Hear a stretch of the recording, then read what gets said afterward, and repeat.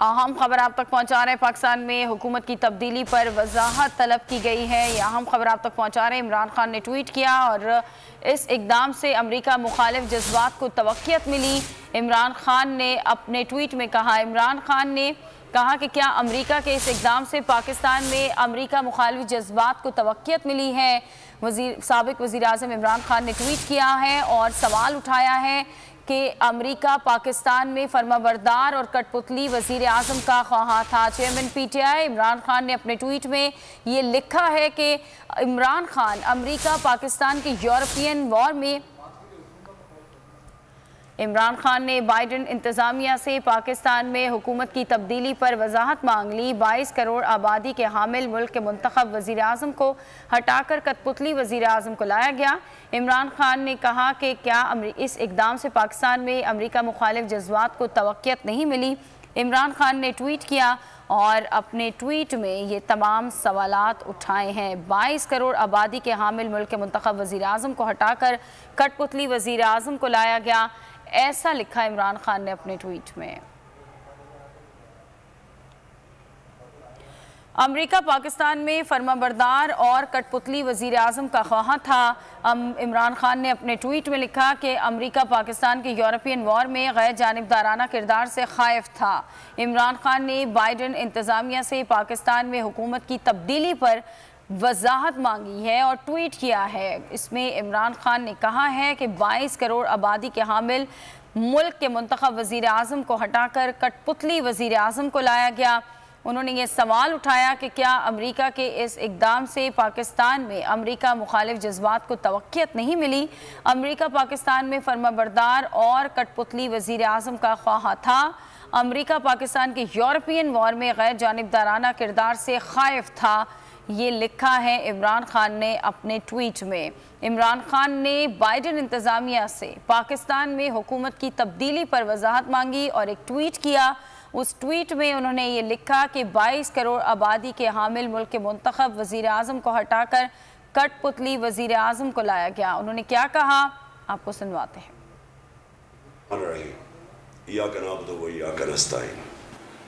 मेरे पाकिस्तानियों, मैंने आप सबको आगाह किया कि पाकिस्तान में हमारी हुकूमत हटाई गई एक बहुत बड़ी बैरूनी साजिश के तहत। मैंने कौम के सामने मुरासला रखा।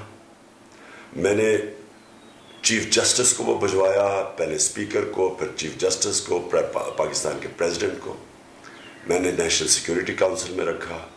सबको हमने बताया कि ये मुरासले में वाज़े तौर पे एक बैरूनी मुल्क साजिश पाकिस्तान की जमहूरियत के खिलाफ, पाकिस्तान की गवर्नमेंट के खिलाफ बाहर से साजिश की गई और जिसके अंदर मुलव्विस थे हमारे मुल्क के मीर जाफर और मीर सादेक। पहले में इसको लोगों ने माना नहीं। हमारे बड़े सहाफ़ी थे, उन्होंने कहा झूठ है। ये जो मौजूदा प्राइम मिनिस्टर है इसने कहा ये झूठ है। इनके बाकी अपोजिशन लीडर्स ने बात नहीं मानी। बाद में वो सब साबित हो गई।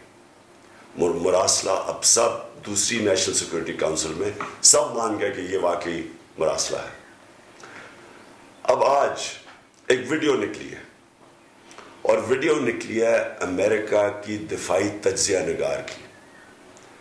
थिंक टैंक की वो लीड करती हैं और डिफेंस की थिंक टैंक। और वो क्या कह रही हैं, वो उन्होंने इसको आगे वजाहत की। उनकी जो आप अगर वो उनकी जो वीडियो देखें तो वो क्या रही है, वो कह रही है कि पाकिस्तान का प्राइम मिनिस्टर को हमने इसलिए हटाया क्योंकि वो आज़ाद फॉरेन पॉलिसी चलाने की कोशिश कर रहा था। वो न्यूट्रल रहने की कोशिश कर रहा था रूस और यूक्रेन की जंग में, और वो अपने ताल्लुकात बढ़ा रहा था चाइना से, और वो रूस से तजारत की बात कर रहा था जिससे पाकिस्तान को फ़ायदा होना था। गंदम भी 30% कम पे में देने के लिए तैयार थे, तेल भी 30% कम देने पे तैयार थे जिससे लोगों के ऊपर कम बोझ पड़ना था महंगाई का। तो उसने ये वाजे किया कि इसलिए चेंज करके ऐसे प्राइम मिनिस्टर को लाया गया। उसने कहा कि चेंज इसलिए किया कि ये जो प्राइम मिनिस्टर है अब ये इनकी सारी बातें मानेगा। यानी कि बातें क्या मानेगा कि ये पाकिस्तान के मफादात को करेगा अमेरिकी फॉरेन पॉलिसी के लिए। सो ये न्यूट्रल भी नहीं रह सकेंगे आप, इनको उसका हिस्सा बनना पड़ेगा, इनको चाइना से भी महदूद करने पड़ेंगे अपने ताल्लुकात, और रूस से कोई तजारत नहीं करेंगे। तो ये एक एजेंडा पे आए हैं, इसको ये कहते हैं साजिश की वजह से इसको ऊपर बैठाया गया एक करप्ट तरीन आदमी को, जिसके खानदान के ऊपर 40 अरब रुपए के केसेस है, जो मैंने कल व्हाइट पेपर दिया है। नैब के अंदर केसेस है, इनके FI में केसेस है, और कन्विक्शंस भी हो चुकी हैं इस 40 अरब में। इनको इसलिए लाया गया कि अब ये सारी इनकी बातें मानेंगे, और बातें मानेंगे पाकिस्तान के हमारे मफादात के खिलाफ। जिस तरह के वॉर ऑन टेरर में पाकिस्तान ने उस पर शिरकत की जब अमेरिका ने धमकी दी, अमेरिका की जंग में हमने शिरकत करके 80,000 अपने लोगों को कुर्बान किया, मुल्क की तबाही की, कबायली इलाके की तबाही की, हमें 400 ड्रोन अटैक करवाए अपने लोगों पे। उससे पाकिस्तान को क्या फ़ायदा हुआ वो सब आप जानते हैं, लेकिन हमने सारा किया किसी और मुल्क के फ़ायदे के लिए। हम फिर उस तरफ जा रहे हैं, और इसीलिए ये रिजीम चेंज की गई थी।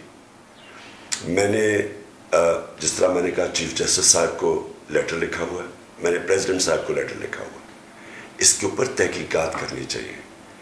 अगर हमने इस वक्त इस साजिश को एक्सपोज ना किया, इसमें एक कमीशन, एक ओपन हेयरिंग, मैं फिर से रिपीट करता हूँ, ओपन हेयरिंग होनी चाहिए सुप्रीम कोर्ट के अंदर इस कमीशन की। अगर हमने ये ना की, कोई पाकिस्तान का प्राइम मिनिस्टर अपने मुल्क की मफादात की हिफाजत नहीं करेगा, वो अपने मुल्क को किसी और मुल्क के लिए कुर्बान करेगा। इसलिए मैंने इनको कहा कि बहुत ज़रूरी है। और मैं ये भी आपको कह दूँ कि जब भी ये तहकीकात होंगी, मैं आपको ये पूरे एतमाद से कहना चाहता हूँ कि पता चलेगा किन किन लोगों ने गद्दारी की इस मुल्क के साथ। ये जो इस हुकूमत ने, और ये माफिया लेड हुकूमत, जिस तरह की इन्होंने शर्मनाक केसेस बनाया हमारे ऊपर, ब्लास्फेमी पे, शर्म आनी चाहिए इनको ऐसे केस बना के। असल में केस बनने चाहिए इन लोगों के ऊपर गद्दारी के, जो इन्होंने इस मुल्क से गद्दारी की है।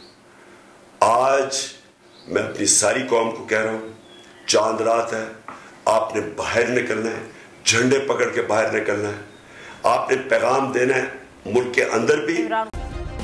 सब्सक्राइब करें और बेल दबाएं ताकि कोई खबर रह न जाए।